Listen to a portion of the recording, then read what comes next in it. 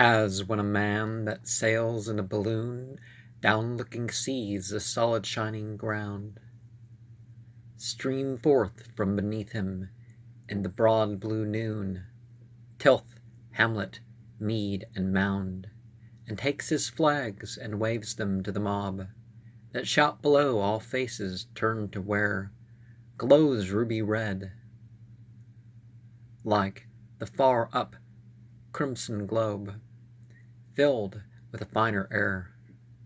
So lifted high, the poet at his will lets the great world flit from him, seeing all higher through secret splendors mounting still, self-poised, nor fears to fall, hearing apart the echoes of his fame. While I spoke thus, the seedsman memory sowed my deep-furrowed thought with many a name, whose glory will not die. I read before my eyelids dropped their shade the legend of good women long ago, sung by the morning star. Old Chaucer, like the morning star, to us discovers day from far. Of song, who made his music heard below, Don Chaucer, the first warbler, whose sweet breath preluded those melodious bursts that fill the spacious times of great Elizabeth, with sounds that echo still, and for a while the knowledge of his art held me above the subject as strong gales had swollen clouds from raining, though my heart, brimful of those wild tales, charged both mine eyes with tears in every land I saw, wherever light illumineth beauty and anguish, walking hand in hand, the downward slope to death. In every land I thought that more or less the stronger, sterner nature overbore, the softer uncontrolled by gentleness, and selfish evermore, and whether there were any means whereby in some far aftertime the gentler mind might reassume its just and full degree of rule among mankind. Those far renowned brides of ancient song peopled the hollow dark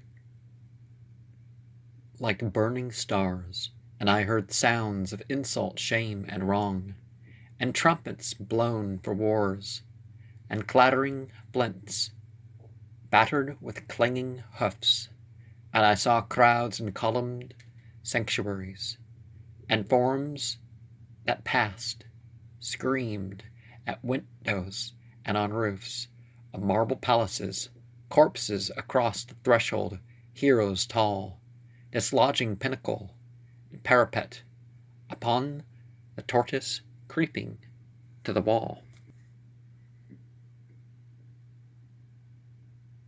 Held over their heads,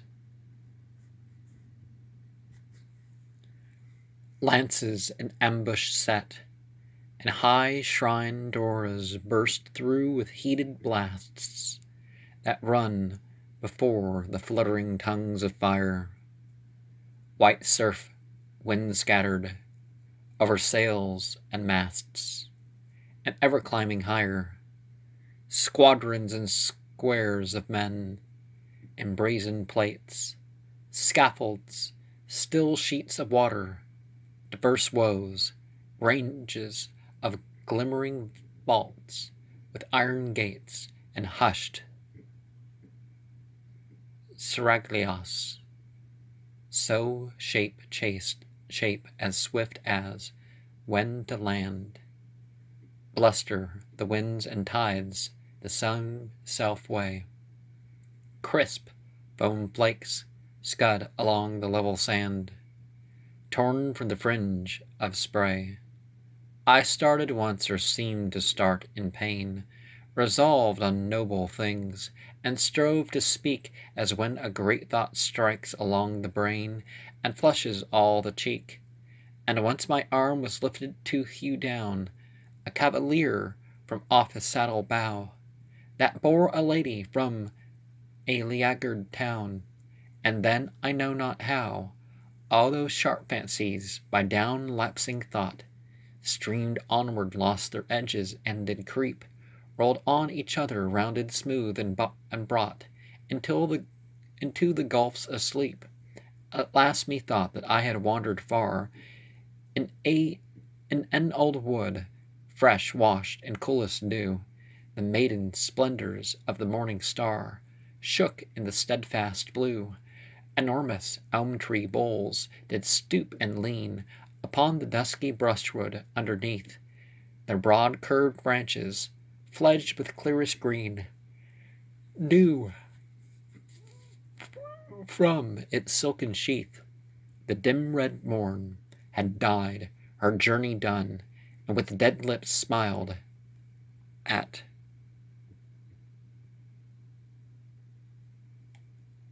the twilight plain, half fallen across the threshold of the sun, never to rise again. There was no motion in the dumb dead air, not any song of bird or sound of rill. Gross darkness of the inner sepulchre is not so deadly still as that wide forest, growths of jasmine turned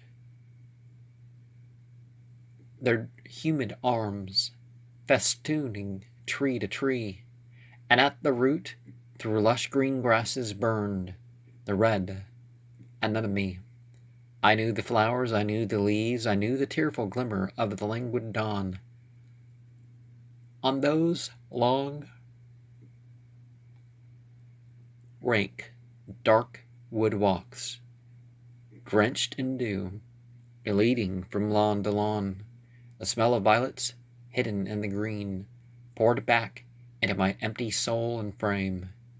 The times when I remember to have been joyful and free from blame, and from within me a clear undertone thrilled through my ears in that unblissful clime.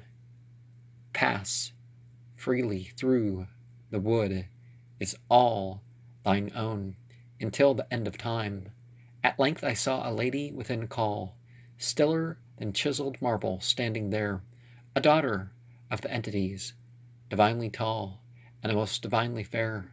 Her loveliness, with shame and with surprise, froze my swift speech, she turning on my face the star-like sorrows of immortal eyes, spoke slowly in her place.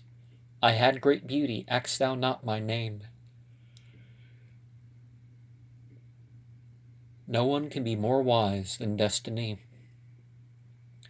Many drew swords and died. Wherever I came, I brought calamity. No marvel, sovereign lady, in fair field, myself for such a face had boldly died. I answered free, and turning appealed to one that stood beside. But she, with sick and scornful looks averse, to her full height her stately stature draws. My youth, she said, was blasted with a curse. This woman was the cause. I was cut off from hope in that sad place, which yet to name my spirit loathes and fears. My father held his hand upon my face. I blinded with my tears. Still strove to speak, my voice was thick with sighs, as in a dream, dimly I could descry the stern, black, bearded kings with wolfish eyes, waiting to see me die. The high masts flickered as they lay afloat, the crowds, the temples, wavered, and the shore. The bright death quivered at the victim's throat, touched, and I knew no more. Whereto the other with a downward brow, I would the white cold heavy, plunging foam, whirled by the wind, had rolled me deep below. Then when I left my home, her slowful words sank through the silence drear, as thunder drops fall on a sleeping sea. Suddenly I heard a voice that cried, "Come here, that I may look on thee."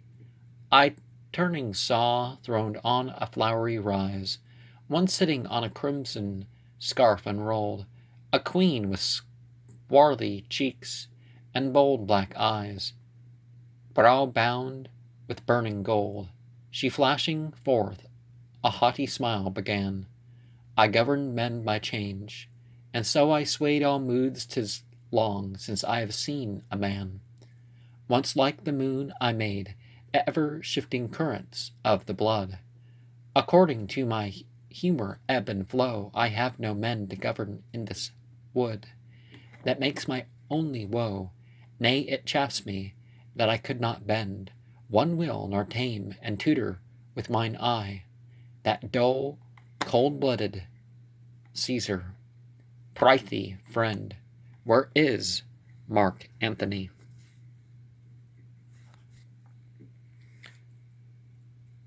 Clasping jasmine turned its twined arms, festooning tree to tree. Sovereign lady,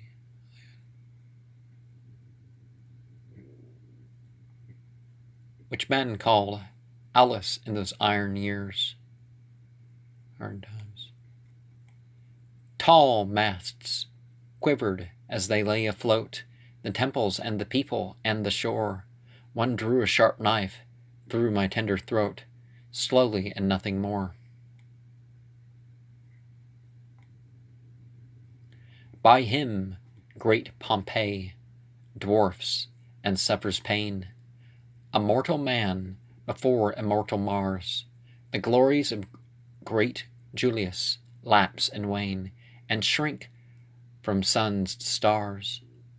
That man of all the men I ever knew most touched my fancy. Oh, what days and nights we had in Egypt, ever reaping new harvest of ripe delights, realm draining revels. Life was one long feast. What wit, what words, what sweet words, only made less sweet by the kiss that broke them, liking best to be so richly stayed. What dainty strifes, when fresh from war's alarms, my Hercules, my gallant Antony, my mailed captain, leapt into my arms, contented there to die, and in those arms he died. I heard my name, sighed forth with life, and then I shook off all fear. Oh, what a little snake stole Caesar's fame! What else was left? Look here. With that she tore her robe apart.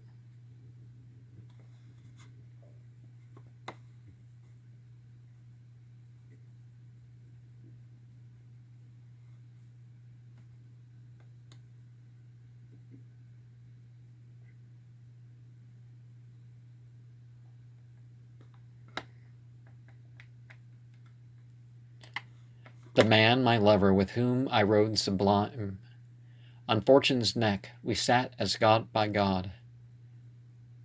The Nilus would have risen before his time, and flooded at our nod. We drank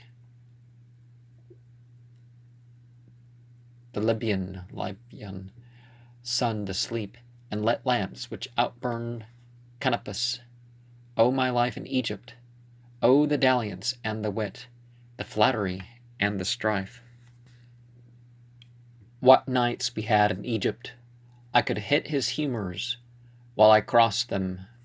O the life I led him, and the dalliance and the wit, the flattery and the strife! And the wild kiss, when fresh from war's alarms, my Hercules, my Roman Antony, my mailed Bacchus, leapt into my arms, contented there to die, and there he died. And when I heard my name, sighed forth with life. I would not brook my fear of the other with a worm I balked his fame. What else was left, look here. With that she tore her robe apart, and half the polished argent of her breast to sigh lay bare. There, too, she pointed with a laugh, showing the aspic's bite. I died a queen, the Roman soldier found me lying dead, my crown about my brows, a name forever, lying robed and crowned, worthy a Roman spouse. Her warbling voice, a lyre of widest range, struck by all passion, did fall down and glance from tone to tone, and glided through all change of liveliest utterance. When she made pause, I knew not for delight, because with sudden motion from the ground she raised her piercing orbs, and filled with light an interval of sound. Still with their fires love tipped his keenest darts, as once they drew into two burning rings, all beams of love melting the mighty hearts of captains and kings. Slowly my sense undazzled.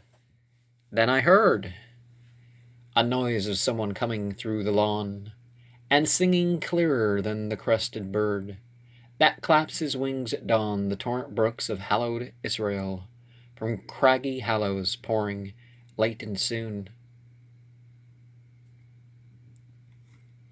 I think countries like Ireland and stuff are more known for crags, but sound all night long and falling through the dell, far heard beneath the moon, the balmy moon of blessed Israel, floods all the deep blue gloom with beams divine. All night the splintered crags that wall the dell with spires of silver shine, as one that museth where the broad sunshine laves the lawn by some cathedral through the door, hearing the holy organ rolling waves of sound on roof and floor. Within the anthem sung is charmed and tied to where he stands. So stood I, when that flow of music left the lips of her that died to save her father's vow, the daughter of the warrior Gileadite, a maiden pure as when she went along from Mizpah's towered gate with welcome light, with timbrel and with song. My words leapt forth. Heaven heads the count of crimes. With that wild oath she rendered answer high. Not so, nor once alone, 1,000 times. I would be born and die. Single I grew, like some green plant whose root creeps to the garden water pipes beneath, feeding the flower. But ere my flower to fruit changed, I was ripe for death. My God, my land, my Father, these did move me from my bliss of life that nature gave, lowered softly with a threefold cord of love down to a silent grave, and I went mourning. No fairer Hebrew boy shall smile away my maiden blame among the Hebrew mothers, emptied of all joy, leaving the dance and song, leaving the olive gardens far below, leaving the promise of my bridal bower, the valleys of grape-loaded vines that glow beneath the battled tower, the light white cloud swam over us. Anon we heard the lion roaring from his den. We saw the large white stars rise one by one, are from the darkened glen. Saw God divide the night with flying fame, and thunder on the everlasting hills. I heard him, for he spake, and grief became a solemn scorn of ills. When the next moon was rolled into the sky, strength came to me that equaled my desire. How beautiful a thing it was to die for God and for my sire! It comforts me in this one thought to dwell, that I subdued me to my Father's will, because the kiss he gave me ere I fell sweetens the spirit still. Moreover, it is written that my race hewed Ammon hip and thigh from Arior, Aurora, on Arnon unto Meneth. Here her face glowed as I looked at her. She locked her lips, she left me where I stood. Glory to God, she sang, and passed afar, threading the sombre boscage of the wood, toward the morning star. Losing her carol, I stood pensively, as one that from a casement leans his head, when midnight bells cease ringing suddenly, and the old year is dead. Alas, alas! A low voice, full of care, murmured beside me, turn and look on me. I am that Rosamond, whom men call fair. If what I was I be, would I had been some maiden coarse and poor. O me that I should ever see the light, those dragon eyes of angered Eleanor do haunt me day and night. She ceased in tears, fallen from hope and trust, to whom the Egyptian, O you tamely died. You should have clung to Fulfia's waist and thrust the dagger through her side. With that sharp sound the white dawn's creeping beams, stolen to my brain, dissolved the mystery of folded sleep, the captain of my dreams. Rolled in the eastern sky, morn broadened on the borders of the dark, ere I saw her who clasped in her last trance her murdered father's head, our Joan of Arc. Clasped her dead father's heart, our Joan of Arc.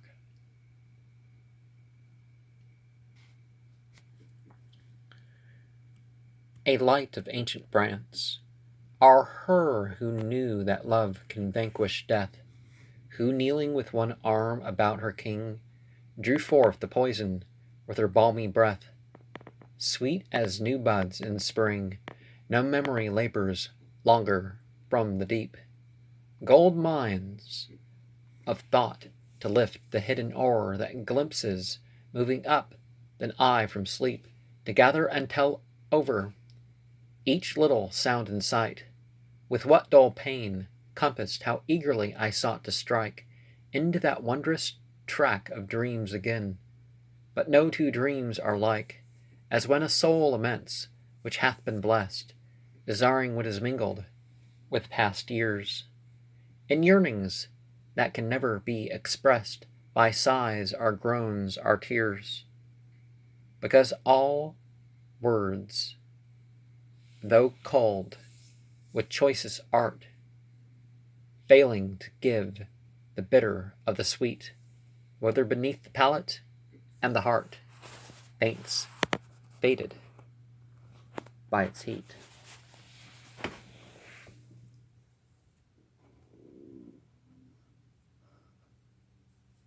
And it's important to realize that our will is, well, our will. It's not anybody else's will. And so we can't make people will as they want, as we want to. There's going to be abrogation at some point.